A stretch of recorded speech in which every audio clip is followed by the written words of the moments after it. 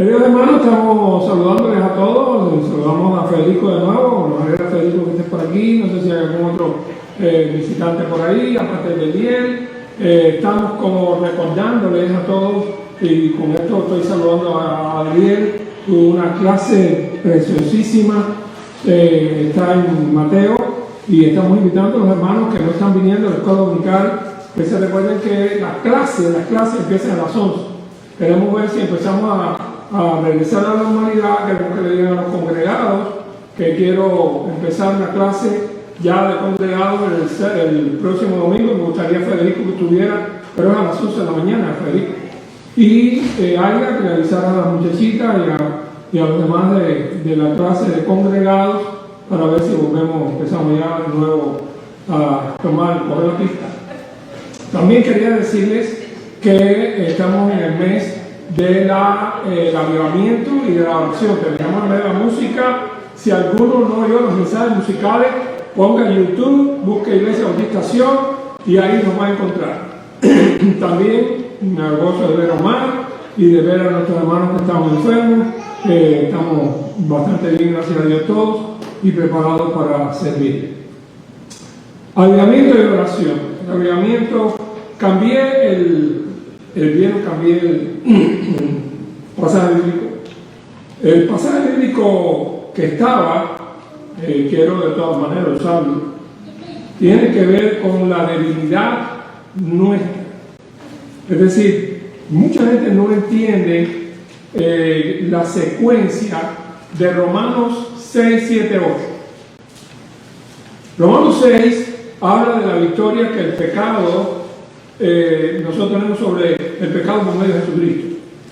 Después, Romanos 7 va a hablar de la debilidad que el hombre tenía bajo la ley para cumplir los requerimientos de Dios y ser fieles a Dios. La ley no hacía fiel ni perfecto al que la practicaba, más bien le demostraba al hombre que era débil y mortal. Cuando usted lee los versículos de Romanos 7, le parece que está volviendo a su época de inconverso. Cuando dice, porque no hago el bien que quiero, sino el bien que no quiero hacer, eso hago. Entonces, porque no hago lo que entiendo, no lo hago, lo que quiero, no lo hago, sino lo que aborrezco, eso hago. Y si lo que quiero, esto hago, apruebo que la ley es buena, de manera que ya no soy yo quien hace aquello, sino el pecado que muere en mí. Ese era de los versículos que estaban para leerse hoy. Y en el versículo 18, de donde empezaba, dice, yo sé que en mí esto es, en mi carne no mora el bien, porque el querer el bien está en mí, pero no el hacerlo. Pero él está hablando él está tomando la personalidad en primer lugar, digamos, está hablando en primera persona, pero él empezó este capítulo hablando del hombre bajo la ley.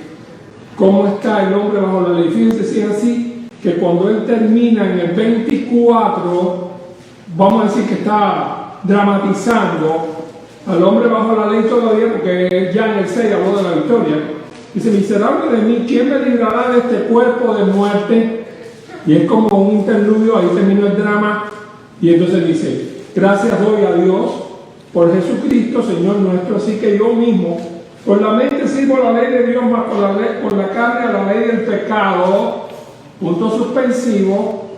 Ahora pues, recuérdense que los capítulos, los versículos venían después, todo eso junto.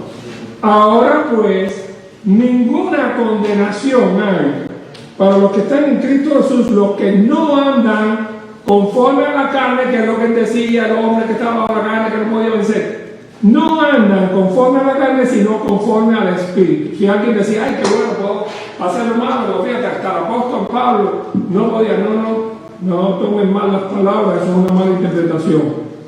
Versículo 2, porque la ley, tiempo presente, la ley del Espíritu de vida en Cristo Jesús, me ha librado de la ley del pecado, esa de que yo quiero librarme y no puedo. Me ha librado de la ley del pecado y de la muerte. Nos ha dado victoria. Y todo esto lo hizo el Espíritu. Mi querido hermano, hay un tremendo desconocimiento de la tercera persona de la Trinidad. Un tremendo. La cristología, desde el tiempo de la Edad Media, la cristología se ha hecho fuerte, la emitología, la dentología. Pero la neumatología o la neumología, o como ustedes quieren decir, neuma el Espíritu Santo, neumatología, ¿cómo dice eso? Se ha hecho débil. Tal es así que las sectas carismáticas y los grupos carismáticos han logrado atraer a algunas personas que estaban así como molestos por su propia debilidad, prometiéndoles una libertad que a la larga está limitada por el cuerpo en el cual estamos. El pecado no se enseñoreará de nosotros, pero el pecado no se va a ir hasta el día que nuestros cuerpos sean transformados en un abrir y cerrar de ojos.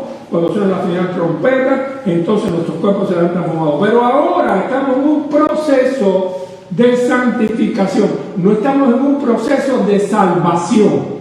No es lo mismo.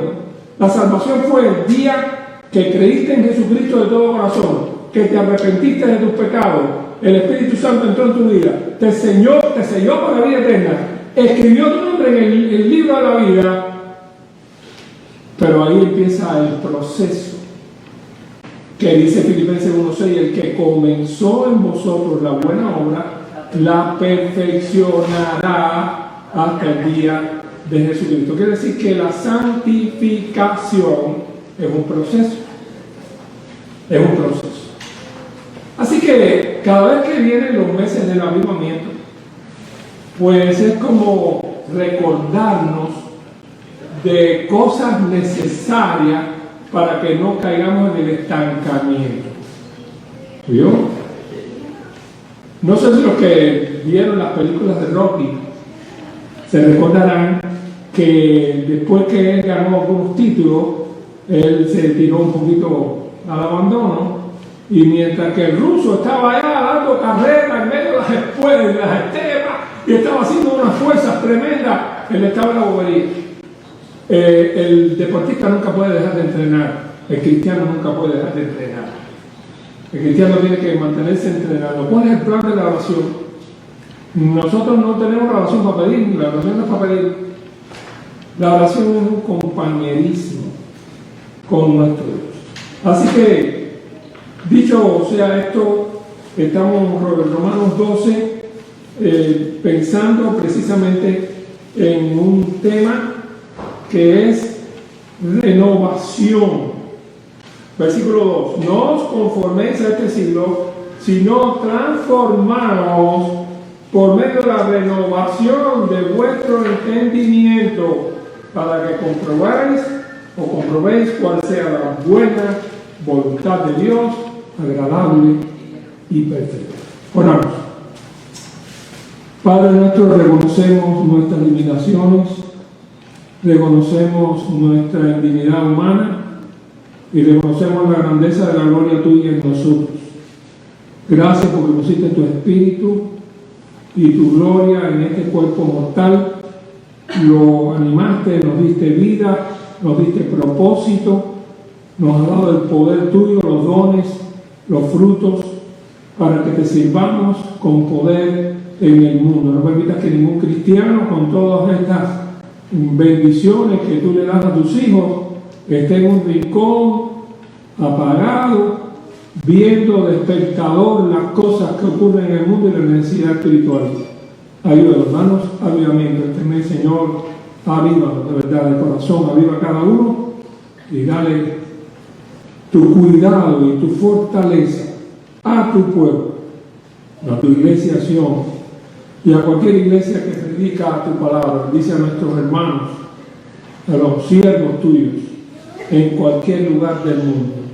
Danos avivamiento. En nombre de Jesús. Amén.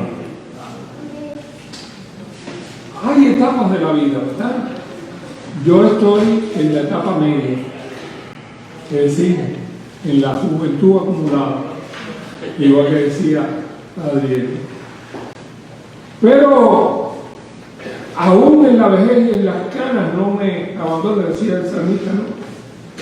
Siempre puede uno aprender. No sé si soy el alumno más viejo del seminario teológico del Southwest Theological Seminary. Yo no sé si yo soy el más viejo de los que están en los cursos del máster de teología, pero lo más probable es que esté por ahí. Hay algunos amigos que yo. Y algunos quizás se han preguntado, ¿y qué hace este estudiando? Me lo dijo uno que me vio, y pastor, ¿usted estudiando? Sí, porque me ha renovado, me ha fortalecido, me ha vuelto a mi época escolar. He tenido que examinar, estudiar como loco la Biblia, libros, volver atrás al código de Hammurabi y los rogodos, los visigodos y un millón de gente más. Y todo eso ha servido para ilustrar mejor la vida cristiana pastoral y el conocimiento nuestro de las cosas que nosotros les enseñamos a ustedes. Toda esta semana he estado fajado con este libro. Este libro tuve que preparar un sermón, un estudio, un resumen de todo el libro. Si ustedes lo ven, está todo pintadito por todas partes. Y preparé el resumen. Me sorprendió que en la clase de teología se pusiera como resumen obligado a los alumnos un libro de Josh McDowell. Porque Josh McDowell no tiene fama de teólogo. John McDowell lo que tiene fama es de libros inspiracionales, libros para los jóvenes, ha revolucionado el mundo con sus libros, uno de los más grandes conferencistas de los últimos tiempos y de los profesores mundialmente reconocidos. Sus libros han sido traducidos. Yo traje el libro porque hoy en día cualquiera puede comprar nuestros libros. No es pastor, resuélvame uno, habla con el seminario, mira a ver dónde lo consiguió. No, esto va a ir a Luciano. Y de parte mía, le dice a la muchachita ahí que le vendan uno y después se lo paga, ¿sabes? No vaya a dejarlo como que se lo pague yo. Yo le traje un resumito aquí de algunas de las cosas. Dice que Josh McDowell nació en Union City, que Michigan, siendo uno de los 5 hijos de una familia de un padre que estudió en la preparatoria Arcadia College de Michigan y después graduó en bachillerato. Era un joven de 19 años, pero agnóstico. Le digo a los jóvenes que están aquí, él cuando él estaba en la universidad, él era un incrédulo en las universidades, debe decirle, con las cosas que enseñan, las teorías que enseñan, no son teorías cristianas, no sé que sea una universidad cristiana. Hay muchos autores y muchos profesores de distintas cosas, y hay profesores que son agnósticos. Y entonces él estudió, pero ya en esta época de 19 años, él era un agnóstico, no creía en nada. Y ¿sabe qué? Que él se toma el propósito de desacreditar el cristianismo. Y él empieza a estudiar, y empieza a visitar, y aquí está la explicación de la conversión de él, cuando él va allá en Londres, en una biblioteca, puede tener en la mano una copia de 1700 años antes del Nuevo Testamento. Y entonces dice que cuando él vio aquello y vio los manuscritos antiguos, él que era un mechado, un estudiante, él dice, pero es verdad. Y entonces él llega a convencerse de la historicidad del Nuevo Testamento. Llegó a una clase, porque él se ha dedicado toda su vida a estar en las universidades, discutiendo, predicando, enseñando. Y dice que un profesor, cuando él dijo, el Nuevo Testamento es un documento histórico, el profesor se echó a reír, dice para la clase se echó a reír también. Entonces él emplaza al profesor para que le explique a sus alumnos que necesita una obra antigua para certificarse como veraz. Y aquel profesor no sabía ni papa. No sabía papa. Y entonces, este libro que él hace es un libro erudito, un libro, vamos a decir que esto es un libro académico. Pero es un libro académico que está escrito de una manera apologética. Fíjense que cuando él empieza el libro, empieza con su conversión, 19 años de edad tenía, era escéptico, bla, bla, bla. Después habla de la familia, de cómo su vida cristiana trascendió a su familia. Dice aquí, A partir de su conversión fue apologista, evangelista, escritor cristiano, evangélico, prolífero, respetado, amado por la juventud del mundo. Escribió El factor de la resurrección, Más que un carpintero, evidencia que exige un veredicto, es bueno o es malo, Los engañadores, inspirado por Dios, Más que su imagen o mi imagen, Los mitos de la educación sexual. Desde 1961, el autor ha dado más de 24.000 conferencias en más de 10 millones de jóvenes y familias en 125 países. Es autor o coautor de 127 libros traducidos a 88 idiomas. La revista World le ha dado 4 o 6 veces el título de mejor. Se convirtió en representante viajero de Campus Crusade, lo cual ha hecho hasta el día de hoy. Así que no le voy a dar el resumen, eso es, digamos, para empezar. Y el librito se llama Inspirada por Dios. Todo maestro de escuela dominical de la iglesia Bautista Sion debería de comprarlo, pero no me pidan que no se lo voy a dar. Debería de comprarlo y leerlo. De parte mía. Vaya allí, páguelo, te va a costar 8 pesos. ¿Tú sabes lo que son 9 pesos? Ah, no, usted le va a cobrar 9.60, a mí me hacen un descuento especial por su importación.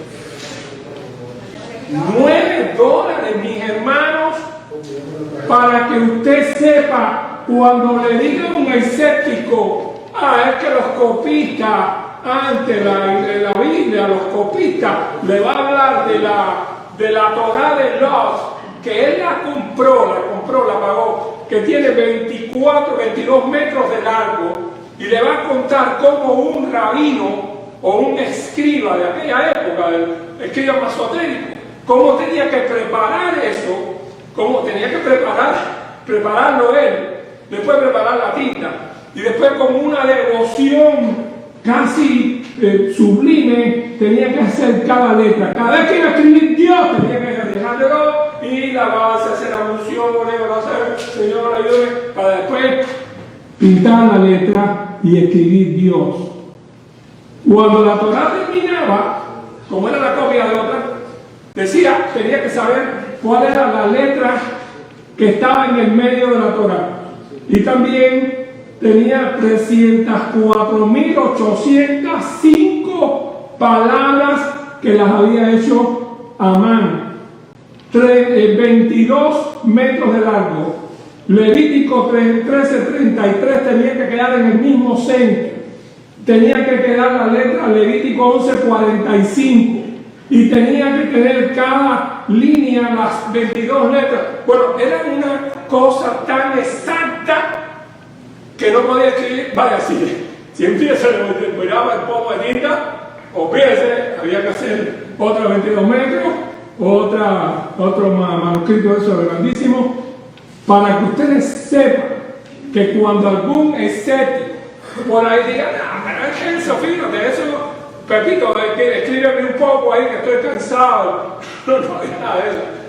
Era una devoción.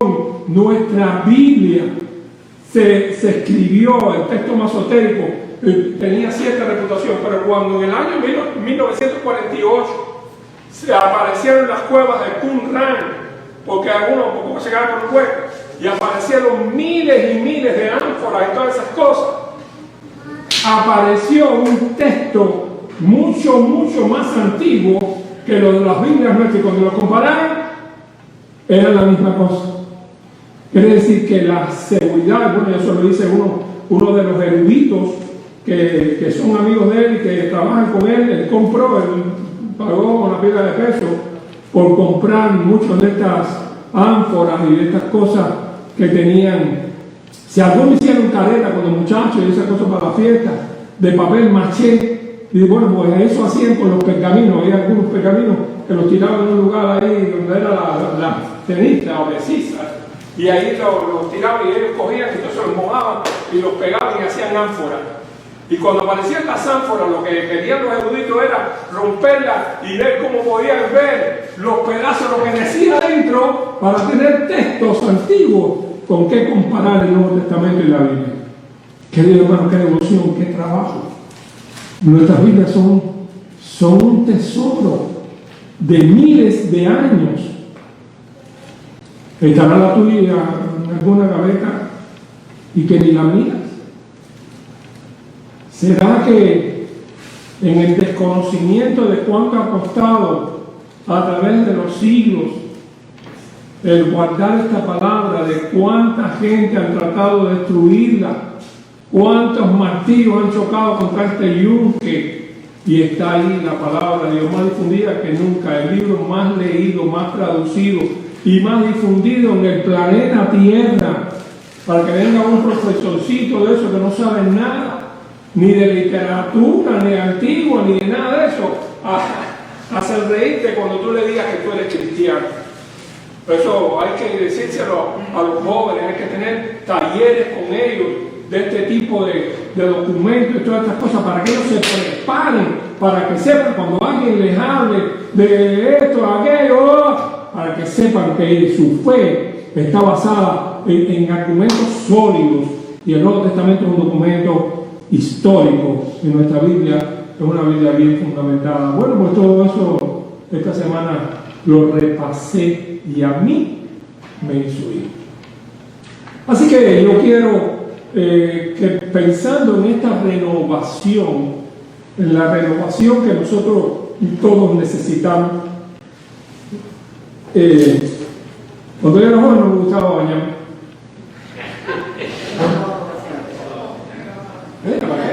Yo estoy sucio. Mira que sudaba, mira que me pasaba la vida dando brinco y salto, y mami tenía que casi meterme en el baño a fuerza. Ya lo ves que tú estuviste dando brinco por ahí y haciendo ejercicio, era deportista, el baño sultán. Debe haber tenido, yo no sabía, ¿no? Porque casi nadie sabe sus propios olores. Y entonces, uno ahora, a todos, levanta la mano los que tienen más de 50 años. Levanta, debe ser de memoria. Tienen que bañarse todos los días. ¿Saben por qué? Por la hidratación de la piel. Si tú no quieres que se te encantone y que te llenes de arrugas antes del tiempo, báñate. Todos los días hay que hidratar la piel, echarse cositas. Pídele a tu mujer que te consiga de sábila. Pregúntale a Bob que ella sabe. La renovación espiritual es parecida. Esta palabra asusta un poco, eso de renovarse. Había quien en una época lo veía como una cosa mal. Compromiso. Es compromiso. La renovación, la palabra renovación, el apóstol Pablo la usa también en Tito y está hablando de apoyar la obra que Dios quiere hacer en tu vida y en mi vida. Porque cuando nosotros fuimos tomados, nadie era cristiano, nadie nació cristiano. Yo soy cristiano desde vientre de mi madre, eso es una familia. Yo soy cristiano desde niño. No lo entiendo tampoco. Hay algunos que lo bautizaron de niño, pero eso no significa que sean cristianos. Tú eres cristiano desde el día que tú creíste que eras un pecador, que estabas condenado por tus propios pecados y entendiste que Jesucristo murió en la cruz, pagó tus pecados en esa cruz y tú aceptaste la salvación que Jesús había venido a dar.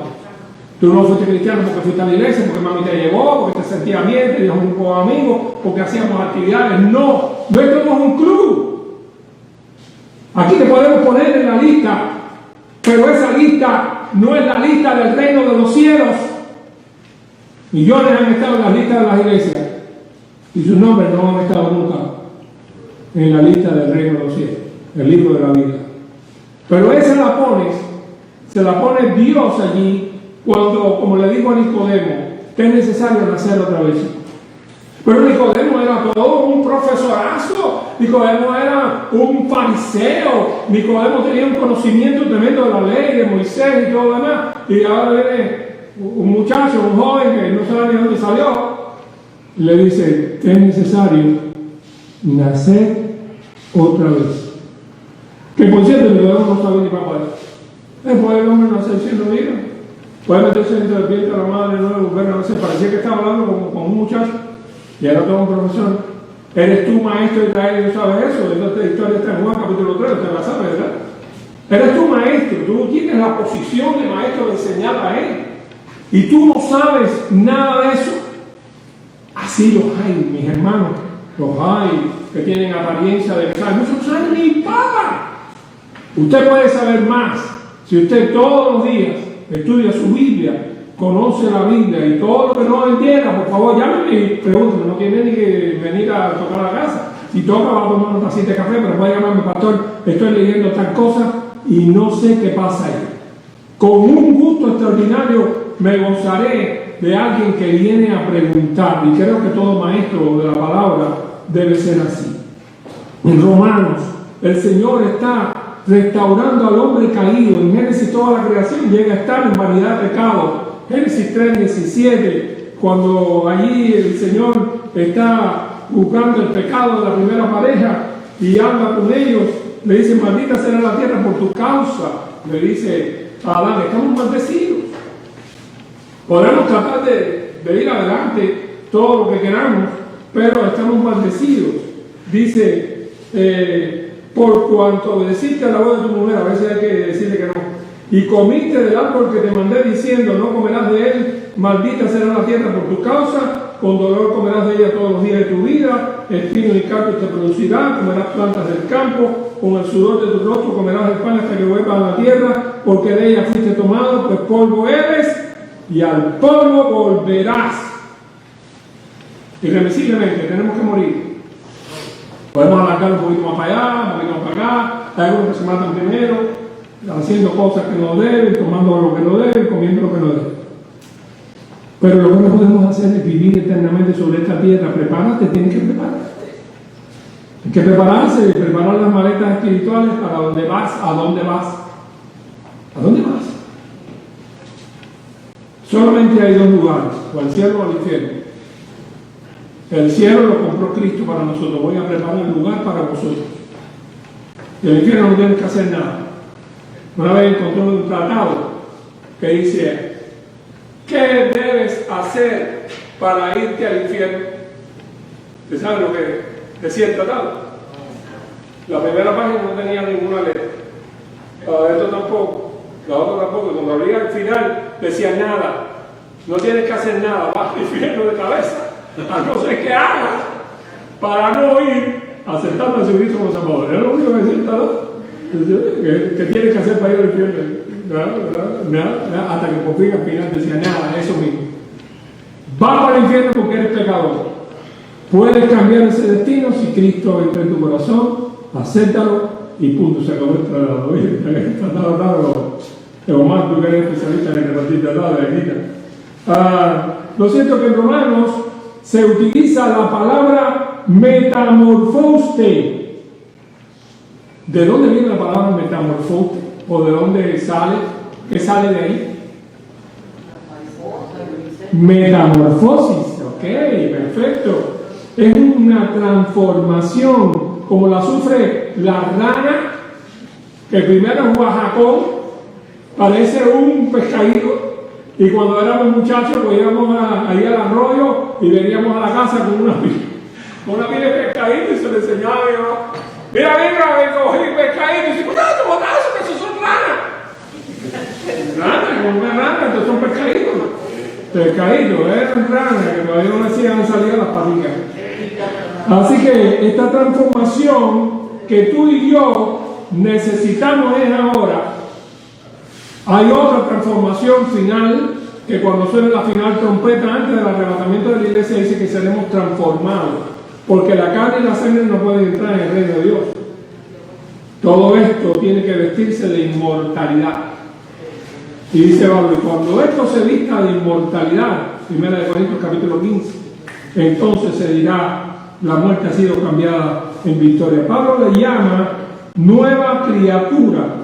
2 Corintios 5:17. Si alguno está en Cristo, nueva criatura es. Las cosas viejas pasaron y aquí todas son hechas nuevas. Pero eso es así o una promesa. Las cosas viejas pasaron es como una promesa que yo hago o es algo que yo hice. Es algo que hago, no que voy a hacer. Es una decisión. El mundo está lleno de situaciones y el hombre está lleno de decisiones. Nuestras decisiones van a traer sobre nosotros la realidad de un futuro. Podemos tomar distintas decisiones en la vida. Hay algunas que nos van a llevar irremisiblemente a la cárcel. Otras nos van a llevar irremisiblemente a la enfermedad. Otras nos van a llevar irremisiblemente a la vida muerta, vivir por vivir. Y hay otras que nos van a llevar a la vida eterna y al gozo del Señor, que es nuestra fortaleza. Puse por ahí un escrito, se me perdió. Hay algunos que están predicando la santidad plenaria. Por ejemplo, te dicen a ti, ¿tú estás satisfecho con tu vida cristiana, Robertico? Pero Robertico dice, no, yo creo que no hay nadie satisfecho con la vida cristiana. Si vienes a nuestra iglesia vas a tener la santidad plena, total. Ya, sí, está bien, voy a pasar por ahí. Y aunque sea porque es amigo, que no sé cuándo, va y pasa por un anuncio y una promesa de que vas a tener en este mundo la santidad perfecta. Pero ¿saben qué? Los apóstoles no conocieron eso. Las iglesias que los apóstoles crearon, las iglesias del Nuevo Testamento, estaban llenas de errores, estaban llenas de problemas familiares, estaban llenas de pecados. Las iglesias, ¿por qué entonces Pablo escribió todas las cartas que escribió? Todas las cartas no las escribió por justo, en ellas trató muchos asuntos que había que tratar, porque muchos habían sido bautizados, pero venían del mundo, los cogieron y los tiraron al agua, no había clase congregada en aquella época, por eso yo soy defensor de la clase congregada.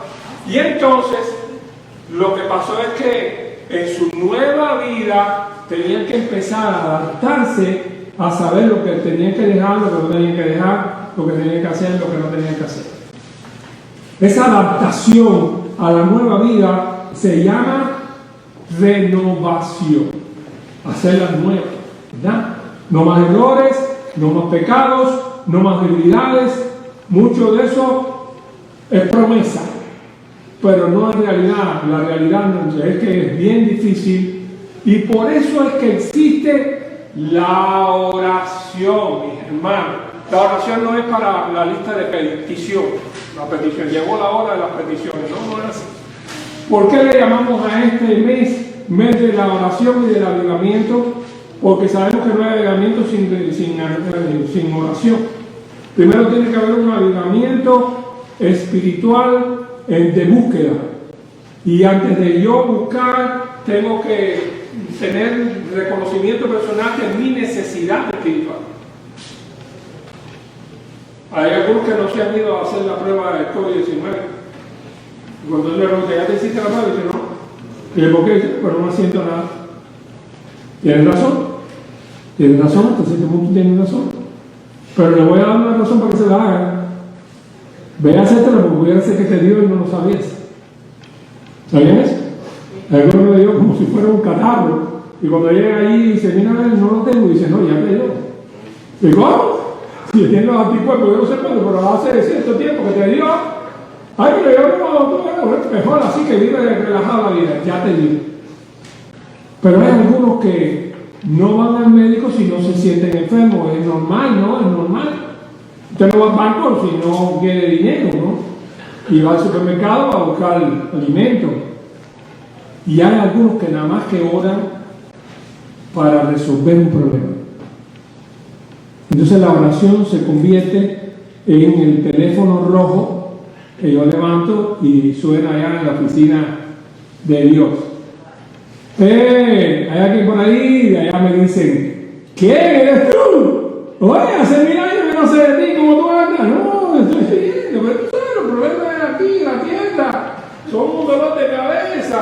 no tengo tiempo, el carro nuevo, le falta el aire acondicionado, y la casa que tiene piscina y que están echando cloro toda la semana, figúrate, eso es un lío, esta vida es dura y difícil. Bueno, ¿qué puedo hacer por ti? Me dicen de allá, no, tengo un problemilla ahí, que me hace falta un milloncillo de dinero ahí para pagar una multa que le pasó a mi hijo, bla, bla, bla. Mi querido hermano, Dios no es eso. Una de las cosas, uno de los capítulos de este libro dice que Dios es un Dios relacional. Nunca había oído esa frase. Dice que el Dios que nosotros tenemos es un Dios relacional, porque desde el principio Dios quiso que nosotros nos relacionáramos con Él. Dios quiso, Dios ha creado todo un mecanismo para que el hombre se acerque a Dios. Y él decía, mira, que para mí el acercarme a Dios me es el bien. Quiere decir que la oración no debe ser una lista de peticiones, sino debe ser como los jóvenes llaman a sus amigos a veces todos los días. No, uno no tan jóvenes, que también le llaman. Sí, porque el celular se ha vuelto una extensión de la mano, ¿saben? Antes era cabeza, tronco y extremidades, ahora de cabeza, tronco, celular y extremidades. En Cuba decían cabeza, tronco, java y extremidades. Pero bueno, aquí la java la gente la deja. Pero la conversación, hay algunos que se gozan en conversar con otros. Y están conversando, dicen, oye, ¿cómo estás hoy? No, bien. Igual que bien, no, está bien, qué bueno, no, pasó algo, no, nada más que te llamé para saber de ti y demás. ¿Es un amigo? No, el amigo, oye, ¿cuánto? Oye, ¿qué tal, Pepe? Dice, ¿cuánto te hace falta hoy? Imagínense usted que parece que lo está llevando a precio, ¿no?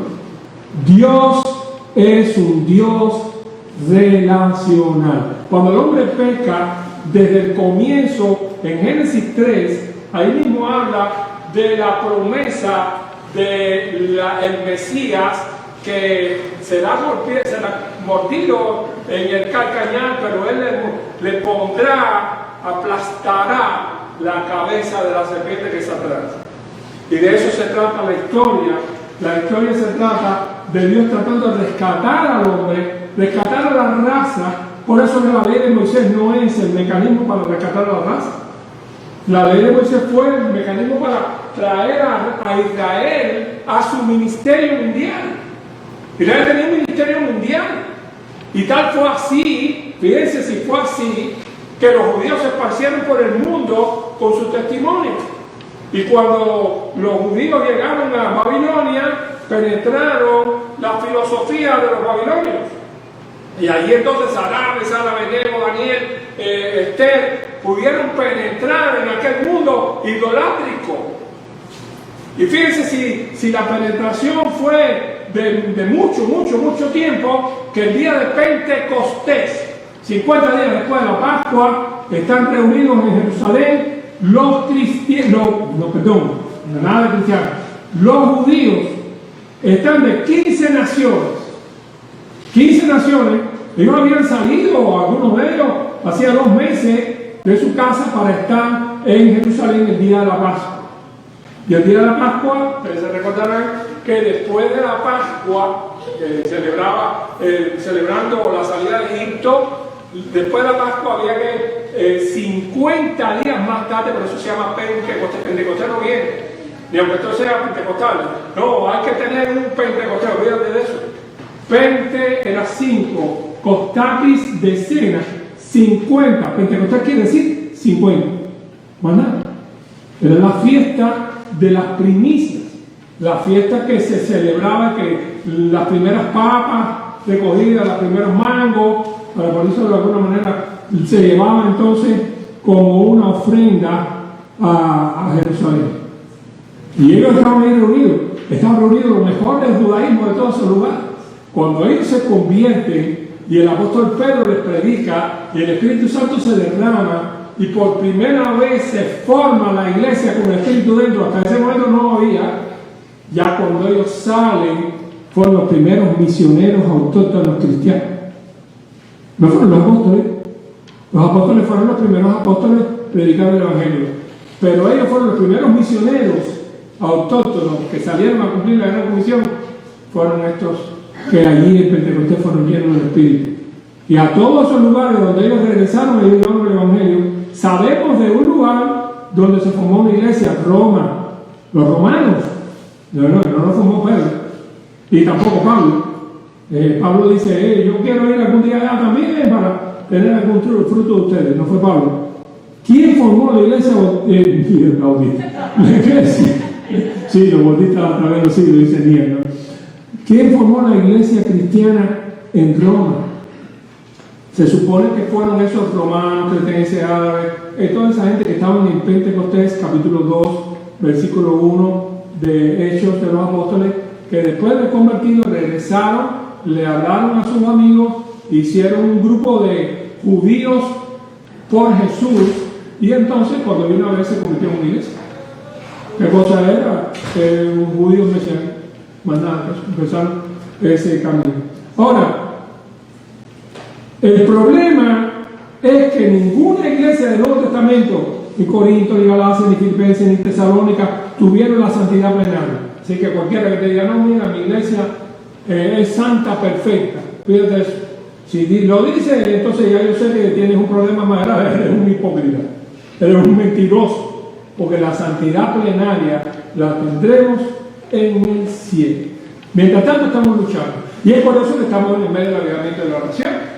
Es por eso que estamos buscando a Dios para ser mejores. Queremos ser mejores, queremos tener más poder.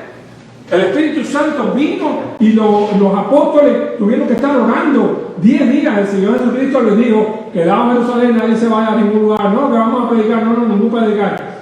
Quedaos en Jerusalén hasta que seáis investidos del poder desde lo alto. Y entonces ellos allí se metieron en un aposento alto y estuvieron orando 10 días más tarde. Ellos no sabían, esta es una cosa, Omar, ellos no sabían cuándo iba a venir el Espíritu. Ellos empezaron ahí a orar. Y si se demora 10 años hubieran estado esperando a Dios. Y 10 días más tarde el Espíritu se derrama sobre ellos y se forma la iglesia al estilo Padre, Hijo y Espíritu Santo. Y el Espíritu Santo entonces toma el control de la obra misionera mundial. Cuando Él venga, comenzará el mundo de pecado, justicia y de juicio. Le dice, van a ser discípulos en Jerusalén, Judea, Samaria, hasta lo último de la tierra. Recibiréis poder. Es decir, que el Espíritu Santo traía algo que ellos no tenían. Hermano, yo no sé, yo he aprendido a comprender mejor a Israel en estos últimos 2 años que nunca antes. Lo que el pueblo de Israel pasó fue terrible. Algunos los masacraron. Y los más malos de todos, los más malos fueron los sirios. Lo que casi nadie sabe, la gente piensa que son los babilonios, los medo-persas, no, nada de eso. Y los romanos. Los sirios, Antíoco y Epífanes. Y es una guerra de exterminio, era de millarios. Y todas esas cosas que ellos pasaron. Y ellos no tenían el Espíritu de Dios. Cualquiera pudiéramos decir, la gente, mira, que se alejaban de Dios, sí, pero estaban a capela, ¿sabes? Pero tú y yo tenemos un poder que Dios nos dio. No tienes que hacer nada para buscar el poder está en el Espíritu que está en ti. Tú lo que tienes que hacer es ponerlo en función. Lo que tienes que darle chance al Espíritu que tome el dominio de tu vida. Y que en vez de que la carne tuya sea la que mande, cada vez que te diga quédate durmiendo un poquito más, si vas al trabajo, tú le dices a la carne, oye, sí, pero después no me van a pagar, así que cállate la boca. Te levantas y te vas para el trabajo. Pero el domingo de la mañana va y te dice lo mismo. Oye, quédate un poquito más. Y si tú no tienes un buen argumento, le dices, bueno, está bien, no tengo que ir al trabajo, me voy a quedar un poquito más. No, úsalo también contra la carne. Dile, no, porque yo necesito mañana el poder de Dios y yo necesito orar. Así que tú cállate la boca, que tú no sabes nada de esto. Eso es lo que te estoy hablando. En este comienzo del mes del avivamiento de la oración. Si tú piensas que estás completo así allá abajo. ¿Sí? Si tú piensas que ya estás lleno del poder del Espíritu, entonces quiero verlos sanados y la gente, los paralíticos ahí haciendo una cola de que tú le resolviste el problema. No tenemos el poder de la iglesia primitiva, no tenemos el poder, pero el Espíritu Santo puede hacer maravillas, cosas tremendas por la oración. Nosotros creemos en el poder de Dios ahora. Nosotros no creemos que el poder de Dios se quedó allá. Lo que sucede es que nosotros nos hemos dedicado a la gran obra de ganar las almas para Cristo, pero a veces estamos llenos de debilidad espiritual, y es la hora de buscar el poder de Dios. Así que yo te reto, te invito a que ores de manera distinta. ¿Por qué no oras la próxima vez sin pedirle nada a Dios? No le pidas nada. Arrodíllate delante de Dios y dile, como le decía Peter Marshall, le decía: jefe, dirige tú esto, porque si no, esto no funciona. Jefe. Y una vez dos hermanas lo oyeron y dijeron: es un sacrilegio. El pastor le está diciendo a Dios jefe. Dile jefe. Pero que lo sea, después que le diga jefe, déjalo que diría. Habla con él. Él te ama, es tu Padre Celestial. ¿Por qué te cuesta tanto trabajo orar? ¿Cuándo fue la última vez que te arrodillaste a orar, que no era por los alimentos, ni porque ibas a salir, ni porque te cuidaban en el camino? ¿Cuándo fue un día que hiciste un plan de orar con Él, sin presiones, y contarle de cuánto le amas? Este es el momento.